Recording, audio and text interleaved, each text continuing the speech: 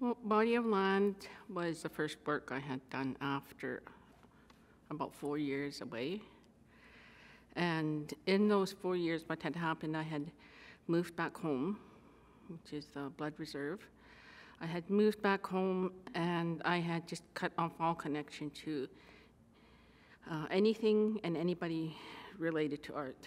And it was a conscious decision on my part. I think at that time I was starting to feel a bit that there was too much outside things happening outside of the art. So I moved home and I was just with family. I had been living in Calgary and other places for some time. And when I moved back home, I was hearing Blackfoot again every day. And so it just really brought me back to where I started from.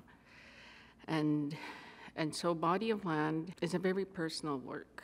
It is about landscape, and that's when everything seemed to come together in Body of Land. It's about me, it's about skin, it's about people, it's about my family, community, and it's about land. Because when I was growing up, and in a lot of places back home, you'll see these coulees along the river bottoms. And the coulees are very, to me, have womanly shapes, and they're very kind to the eye. They slope off toward the river, and all these hills come, and there's just layers of them. So that was one of the things that I had thought of. Another thing was, thinking back on it, Body of Land, it started to develop a very strong personal vocabulary and language for me in my art making, because it was so close to me. Like, it was me, it is me. And so I think those were some of the things that I articulated during that time. And so when it came out, it was just as easy as taking a digital camera and shooting a close-up of my skin. The images are of my skin when I first started out, and the manipulation of the images was more at the beginning, because I didn't want that distraction for the viewer to start wondering, oh, is that a hand? Or, to start trying to puzzle it out. And so there was a lot of manipulation of the images, and depending on the shot, it would turn out to be a very hot orange clay, or very cold, be almost like a purple.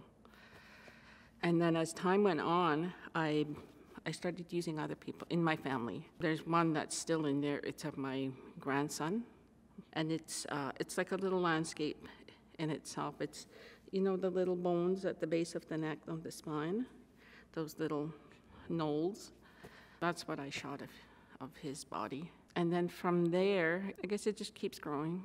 It's of my family. It's of when it was shown in London, a teacher brought her class. And so we shot some of their skin. And so it's a real, I guess, transient is the word, piece, as far as the, and the National Gallery, I'm very happy to say that they've allowed it to keep growing. And so even from the last time that I was here, it's kept a lot of the older pieces, but you'll see now some of them are more and more realistic. Like some you'll see the hair, some you'll see the pores. So it has grown to that point where I'm okay with them knowing that it is realistically, the look is skin.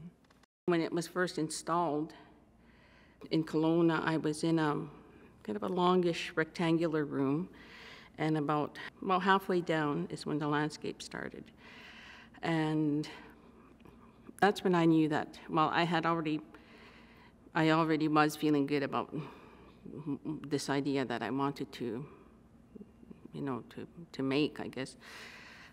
But when I went in there and all the units were up on the wall, there was a point where I was just diminished in scale, and I became their size in my mind.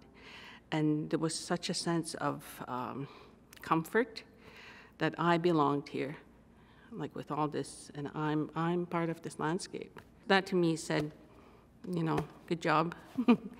It felt really good, because it was maybe one of the first times that I had actually placed myself physically into my work. And it is, I think probably for a lot of artists, it's a tough decision to do that.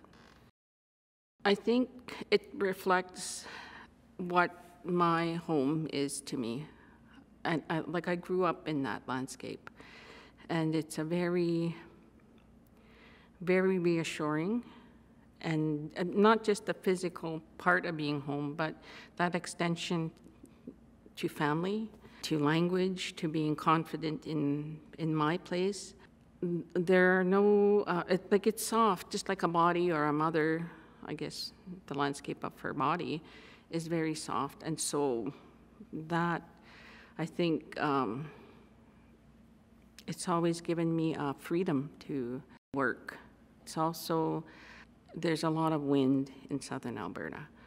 And so there's times when you'll see a whole field of grass and it'll just ripple with the wind. And I used to, when I was younger, I used to not like the wind so much, just for whatever reason.